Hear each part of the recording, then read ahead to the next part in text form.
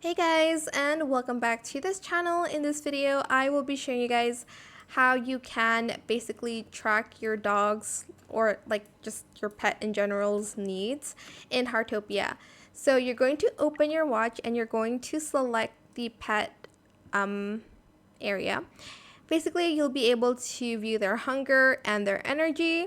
If they are low on hunger, feed them. If they are low on energy, they're not able to train. So if you want to train them to do something, you will need to wait for their energy to be recharged.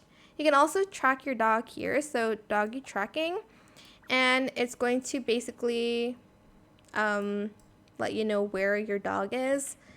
As you can see, my dog's just chilling inside, just being a good boy he is.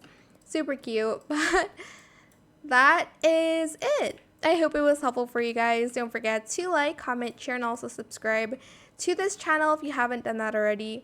If you have any more questions about this video, just leave it in the comment section down below. I will try my best to answer them all for you guys.